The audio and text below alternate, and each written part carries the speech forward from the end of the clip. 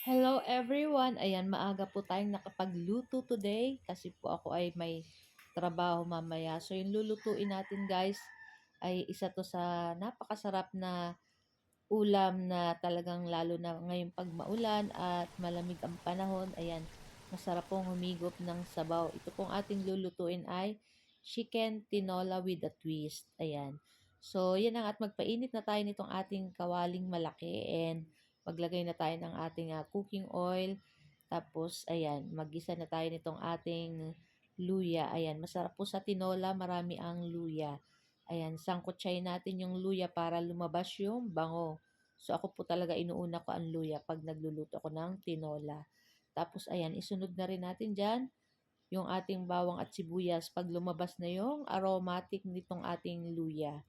And then halu-haluin lang po natin and isunod na natin dyan yung ating chicken. So yung aking chicken guys ay bumili lang ako ng 1 kilo.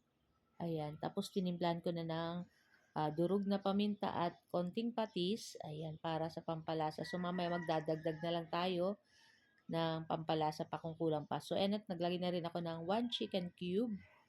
Ayan, so nakakapadagdag pa to ng sarap or sa lasa nito guys. Tapos syempre ayan, taktak pa natin kasi magtutubig pa yan.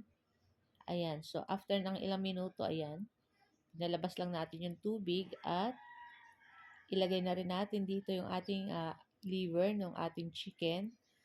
Ayan, saka kung hindi nyo pa natatry yung ganito guys, try nyo na po at napakasarap nito guys. Perfect po talaga ngayon sa malamig na panahon at maulan-ulan. So, ayan na nga at lutuin lang natin yung ating chicken. So, takpan lang po uli natin ng ilang minuto and then, ayan na. Pwede na po tayo dyan maglagay ng tubig. Ayan. So, tansyahin nyo na lang po yung paglagay ng tubig kung gaano karami. Pag marami po yung chicken, syempre marami rin po yung ating tubig na ilalagay. Tapos, pag medyo matabang pa po, ayan, magdadagdag na lang tayo ng asin mamaya. So, ayan nga at naglagay na tayo ng tubig. Ayan, hintayin lang natin to guys kumulo. So, takpan lang natin at ayan, pag kumulo na, ang chicken naman po ay madaling maluto. Kaya, mga ilang minuto lang ay maluluto na rin yan. So, ayan na nga. At naku, napakasarap nito guys. Damihan nyo rin guys ng paminta guys para mas masarap. So, ayan na nga. At nilagay ko na rin yung ating siling pangsigang at yung ating patola. Ayan, pampabango dito sa ating tinola. So, naglagay rin ako ng sayote para syempre masarap po pag maraming gulay.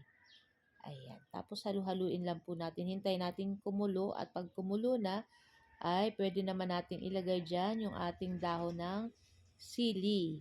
Ayan. Tapos ayan, i-mix lang po uli natin. Tapos pwede na rin natin ilagay dyan yung ating miswa. Ayan, hintayin lang natin kumulo-kulo ng konti. Tapos ilagay na rin natin yung ating miswa. Naku, napakasarap nito guys. Para siyang bok choy na parang tinola. Ayan. Pero ang alam ko po sa bok choy, nilalagyan nyo ng ah, parang dugo ng manok or something like that. Ayan. Tapos may atay-atay. Ayan. Tapos ayan, ilagay na po natin dyan yung ating miswa. Ayan, madali lang naman pong maluto ang ating miswa. Ayan, so naglagay lang tayo dyan nung nabibiling 5 pesos. Naglagay lang tayo ng 3 piraso. So, konti lang naman na miswa yung ilalagay natin.